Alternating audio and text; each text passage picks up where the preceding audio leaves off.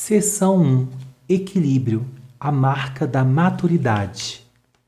Capítulo 2. A gula e o jejum. O ensino por trás de uma obra da carne e de uma prática espiritual.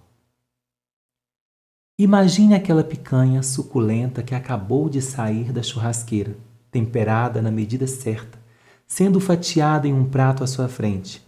Ao lado, uma porção de batatas fritas com tanto queijo derretido por cima que está até difícil de tirar com o garfo.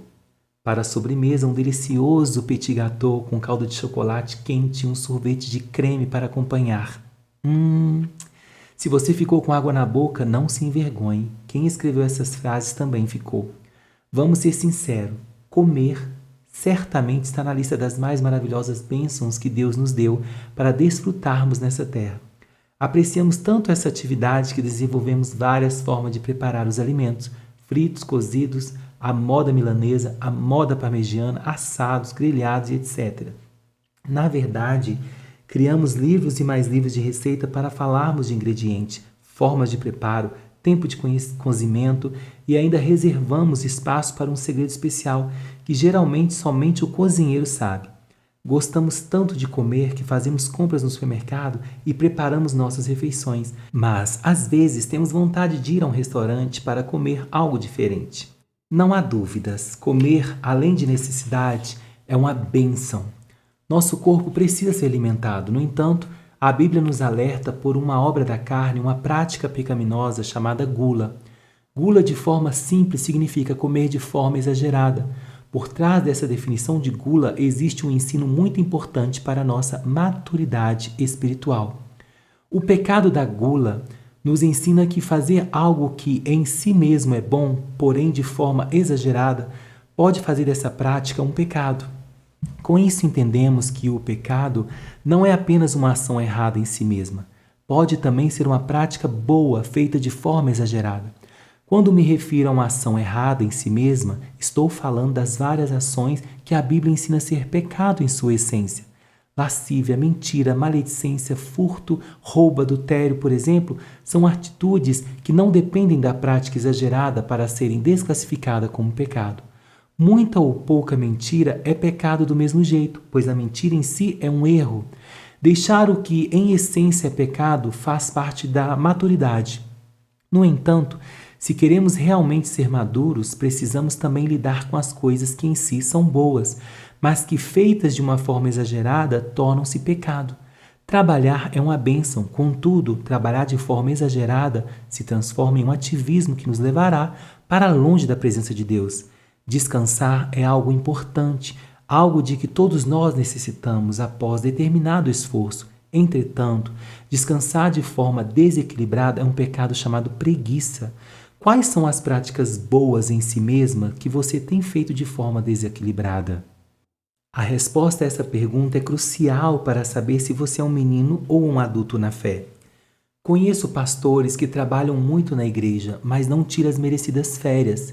Vivem dizendo que muitos estão indo para o inferno e que eles precisam trabalhar, pois o que têm feito é muito importante para a igreja. Alguns deles têm pouco ou quase nenhum tempo para o lazer e para a família, porque o seu esforço está apenas na excelente ideia de servir a Jesus. Contudo, esses homens não estão vendo que o desequilíbrio de suas práticas é uma afronta ao próprio Deus. O Senhor não fez toda a criação em um dia. A cada dia ele foi criando algo diferente e no sétimo dia apenas descansou. Trabalhar para Deus é confiar que mesmo que eu descanse, o Senhor manterá firme o trabalho de minhas mãos. Quando o Senhor descansou de suas obras, o mundo não desabou, pois aquilo que ele criara tinha um selo de qualidade. Se estamos trabalhando na obra de Deus, sabemos que aquilo que ele nos incumbiu de construir não desabará, se descansarmos durante algum tempo. Por outro lado, não podemos fazer do ócio um estilo de vida. Televisão, internet, redes sociais, mensagens via celular, jogos, cinema e esporte nunca foram nem serão práticas essencialmente pecaminosas. Entretanto, tempo dado de forma exagerada a elas pode torná-las errôneas. Pessoas que passam 7 horas por dia na frente de um computador podem estar deixando de lado seu trabalho, seu relacionamento com Deus e com o próximo. Dentro de nós, por tantas vezes, o Espírito Santo nos diz: largue isso e faça outra coisa. Mas por aquilo não ser em si pecado, vivemos nos justificando e mostrando o valor do que fazemos. Cuidado! Se o diabo não nos parar com o erro, ele irá nos destruir com o exagero do que é certo. Por isso, seja prático e observe se você está dando o tempo necessário para aquilo que é mais importante e menos para o que não tem tanto valor. Subtítulo: O ensino por trás do jejum. Se a gula nos mostra que é pecado exagerar com o que é certo, o jejum nos ensina uma lição diferente.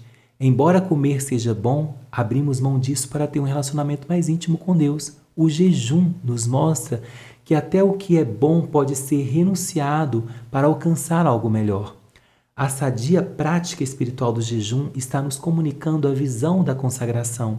Ser consagrado não é apenas fazer o que é bom, e é não deixar que aquilo que é bom nos atrapalhe a alcançar o melhor. De uma forma bem pessoal, o Espírito Santo nos levará a deixarmos certas práticas corretas de lado, a fim de vivermos tudo o que Ele tem para nós. Essas consagrações são dirigidas pelo Espírito Santo de forma individual e não podem ser transferidas e impostas a outras pessoas. Procuramos distribuir de forma equilibrada o nosso tempo. Contudo, precisamos deixar nos dirigir a tempos específicos de consagração. Eu me lembro de que, quando fui ao seminário, Deus me orientou claramente a me dedicar mais aos livros e ao estudo. Confesso que queria me envolver com a obra e trabalhar. Contudo, o Senhor me orientou a buscá-lo de forma mais integral. Foi um tempo maravilhoso, porém esse ciclo se fechou. Continuo estudando e buscando a Deus, mas não da mesma forma que fiz naquele tempo. Dirigido pelo Senhor, em tudo que Deus tem para nós, existe um tempo e um modo os quais precisamos discernir. A Bíblia diz que o coração do sábio conhece o tempo e o modo. O maduro tem sabedoria para discernir o tempo e a maneira como vai lidar com ele. Em alguns momentos, Deus vai nos corrigir e nos fazer investir de forma mais intensa em áreas que negligenciamos. Outras vezes vai nos mandar parar com certas atividades ou recomeçar outras. Precisamos ser sensíveis ao Espírito Santo para não exagerar com o que é certo. Também devemos igualmente ser consagrados o suficiente para deixar o que é bom pelo que é excelente. O perigo dessas consagrações silenciosas é que elas são apenas entre quem as ouviu e Deus. Ninguém nos cobrará por algo que Deus falou apenas conosco. No entanto, precisamos nos lembrar de que não renunciar ao que Deus nos pediu para abandonar é desobediência, independentemente de quão bom seja a prática que deve ser deixada de lado. Sua profissão era boa, mas Deus mandou que você largasse. Sua amizade era interessante, porém renunciar é a direção divina.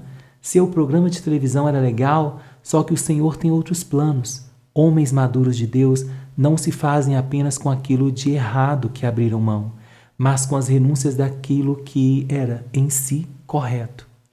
Deus sabe o que necessitamos. Se Ele mandou, por exemplo, que nos isolássemos por um tempo, isso não é desequilíbrio. A questão é termos maturidade para entender os tempos de Deus. Se não podemos criar regras baseadas em nossa vontade, não nas direções divinas. Outro fator que costuma nos conduzir ao desequilíbrio é a nossa tendência de fazermos de uma estação divina um perpétuo estilo de vida. Certa vez, os discípulos de João questionaram Jesus sobre o fato de seus discípulos não jejuarem. Vieram depois os discípulos de João e lhe perguntaram: por que jejuamos nós, os fariseus, muitas vezes, e os teus discípulos não jejuam? Respondeu-lhes Jesus: podem acaso estar tristes os convidados para o casamento enquanto o noivo está com eles? Dias virão, contudo, em que lhe será tirado o noivo, e nesses dias hão de jejuar. Ninguém põe remendo de pano novo em vestes velhas, porque o remendo tira parte da veste, e fica maior a rotura. Nem se põe vinho novo em odres velhos, do contrário, rompem-se os odres, derramam-se o vinho e os odres se perdem. Mas põe-se vinho novo em odres novos, e ambos se conservam. Mateus capítulo 9, verso 14 ao 17. Jesus disse que os seus discípulos não jejuariam, pois não era tempo de jejuar. O noivo estava com eles e não era necessário. Para uma mente matura e religiosa, isso não parece fazer sentido. Por 3 anos, os discípulos de Jesus não fizeram jejum, embora a prática do jejum seja maravilhosa e o próprio Jesus a tenha feito. Ele não ordenou isso aos seus discípulos por 3 anos, contudo, ele disse que quando fosse tirado dessa terra, os discípulos jejuariam. Por isso, nós mantemos até hoje. Mais interessante ainda, nesse texto é o que ele diz em relação a essa questão. Ele afirma que odres velhos e roupas velhas não conservam vinhos novos e remendos novos. A conservação e o melhor aproveitamento do que Jesus tinha para aquele momento era o que estava em jogo aqui. A ação de não jejuar naquele momento era a ação certa, o odre novo para melhor usufruir o vinho novo chamado Jesus. Os imaturos querem sempre impor práticas a si mesmo e aos outros sem se importar com a direção divina. Os maduros estão procurando ouvir de Jesus o que eles têm que fazer, sensibilidade para ser equilibrado com o tempo, sem perder o discernimento das épocas específicas de consagração. É fundamental para quem deseja ser maduro. O ensino por trás da gula e do jejum é crucial para quem escolheu a maturidade como estilo de vida.